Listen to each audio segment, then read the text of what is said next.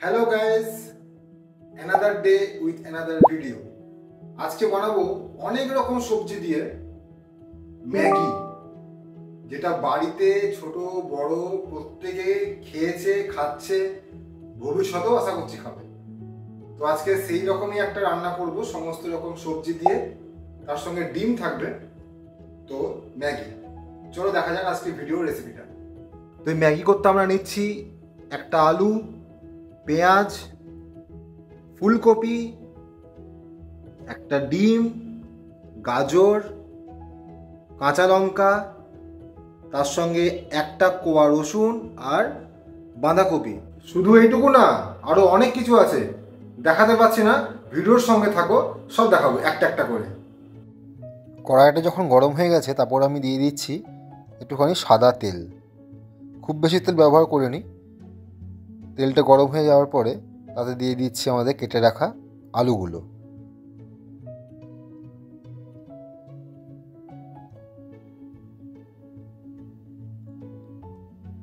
আলুগুলোকে একটুখানি আমরা ফ্রাই করে নেব, আর আঁচটা কিন্তু একদম কম রাখতে হবে।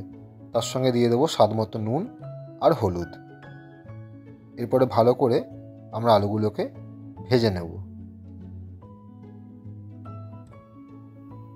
আলুগুলো যখন ভাজা হয়ে গেল তখন আমরা দিয়ে দেবো ফুলকপিগুলো। ফুলকপিটা একটু আগে থেকেই ভেজে নিতে হবে, কারণ ফুলকপির মধ্যে একটা কাঁচা স্মেল থাকে, সেটা খাবারকে একটুখানি ইরিটেট করে। তার জন্যই ফুলকপিটা দিয়ে দিলাম, ভেজে নিচ্ছি। তো ফুলকপিটা ভাজা হয়ে গেল, এবার দিয়ে দিলাম পেঁয়াজগুলো। পেঁয়াজগুলোকে একটুখানি বেশ ভালো করেই আমরা ফ্রাই করে নেব।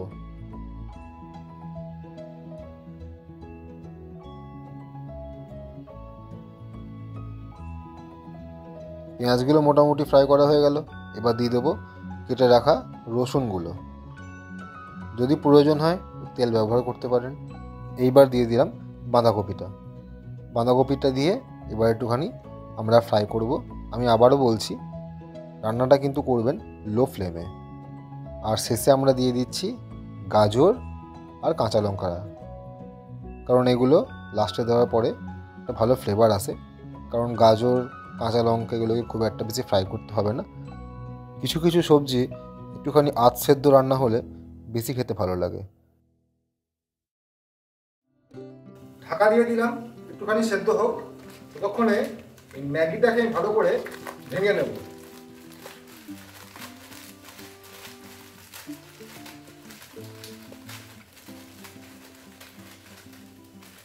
কমপ্লিট। ঢাকাটা প্রায় 2-3 মিনিট পর খুলে নিয়েছি। তারপর দেখলাম যে না, সব ঠিকই আছে, বাঁধাকপি থেকেও অল্প জল বেরিয়েছিল। এবার আমরা দিয়ে দেবো ম্যাগিটা। তো ম্যাগিটা খুলতে গিয়ে তো ম্যাগি ভেতর থেকে ম্যাগি মশলা আর কী সব দেয় সেটা বেরোলো। ম্যাগি দেওয়ার পর একটুখানি আমরা ভালো করে ম্যাগিটাকে ফ্রাই করে নেবো, কারণ আমরা সেদ্ধ করাটাকে ফ্রাই করার পরে তারপরে জল দিয়ে সেদ্ধ করব। তাতে খাবার টেস্টটা অনেক ভালো হয়। তার জন্যই প্রসেসটাকে অ্যাপ্লাই করা, না হলে সিম্পল জল দিয়েও করা যেত। ম্যাগির প্যাকেট থেকে এটা বেরিয়েছিল, এটাকে দিয়ে দিলাম।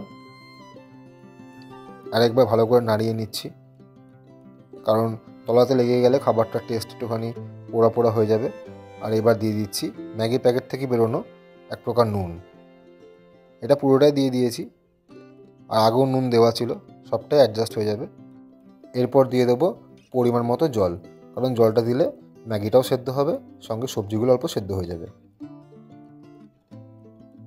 আর আমি ওই পাশে অলরেডি ডিমের পোস্টটা করে রেখেছি।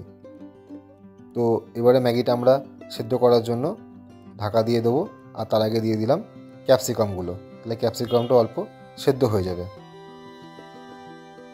ঠিক 5 মিনিট পর খুলে দেখলাম ম্যাগিটা রান্না করা হয়ে গেছে, খুব সুন্দর হয়েছে। নামানোর আগে ধনেপাতা আর একটুখানি আমি গোলমরিচ ব্যবহার করব। কেমন লাগলো ভিডিওটা জানাবে। দেখা হচ্ছে তোমাদের সঙ্গে পরের একটা ভিডিওতে আর একটা অন্য রেসিপি নিয়ে। প্রত্যেকে ভালো থেকো, আর ভিডিওটা কেমন লাগলো অবশ্যই কমেন্ট করতে ভুলবে না।